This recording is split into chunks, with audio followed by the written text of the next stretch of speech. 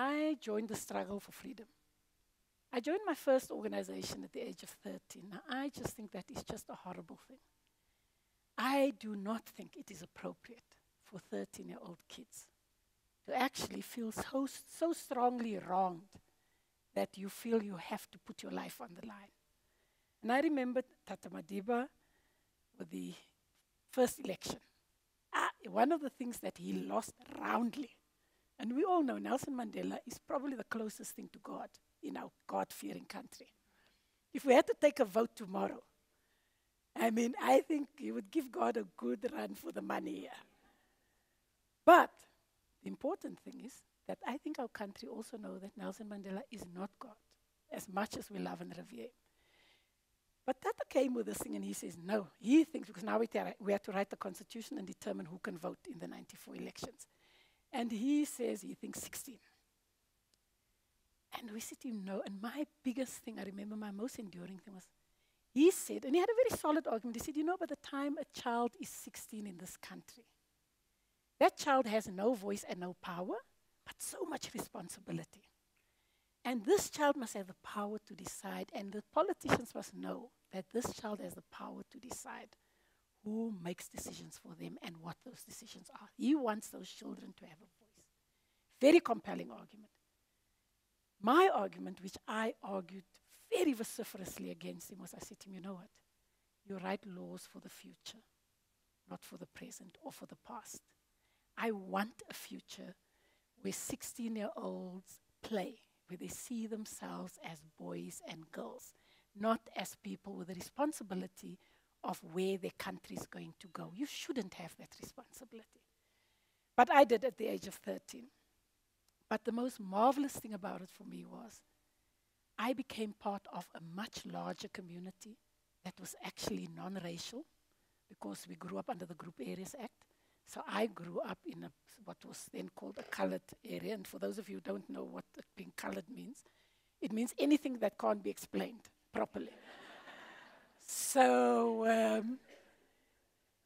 mean, I don't know how this happened. My father's grandfather was a Xhosa man. My mother's one grandfather was an Italian man. And I mean, so it was just like a lot of people. That was just too hard for these sort of races who operated on pencil tests. I mean, for the younger people, those of you who don't know, the way they determined what you were, they make you stand and they put a pencil in your hair. I mean, like, I know it sounds so weird.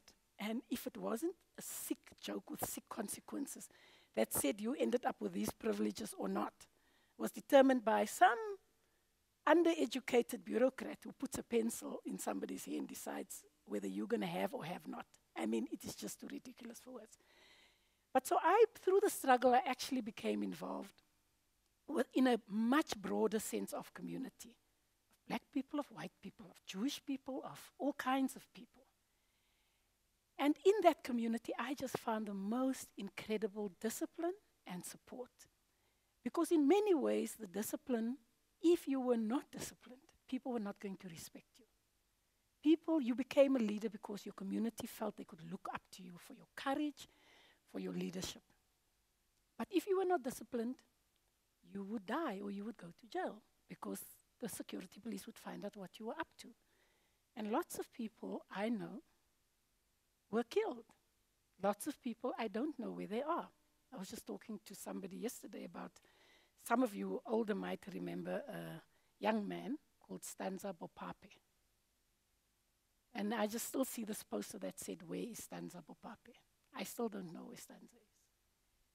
Last Friday, we found some closure for a young man that wasn't directly part of me. I got to know the family in different ways, in an odd way.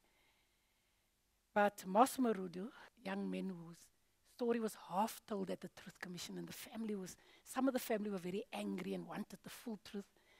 Others just said, let's just move on and have closure. And his mother said such a poignant thing, which she repeated on Friday at the service. She said, as a mother, I must be able to account for all my children. One part of the family who wanted the truth spoke to people who spoke to people who spoke to other people, got some general generals from Kontowisis, we can speak to the other generals. Generals seem to know how to speak to other generals. I was never a general myself. It scared the daylights out of me. But they then got through Eugene de Kock, this terrible man. They got through him. Finally, the story around Mos Morudu. Mos Morudu was one of these young men, the story that we now know. They strangled him and tortured him, and then he did this very inconvenient thing. He died. So now they sat with a corpse on their body, so what do? So they just put some landmines to his body, and they blew him up, and then they took the pieces, and then they blew up his body again, and they went to the place, and there's this wonderful task team, the Special Investigations Unit, that still is following up after the Truth Commission, stories like Moss's story. And so they took the family to the place where Moss was killed, they looked for DNA, they couldn't get any. This is 30 years ago.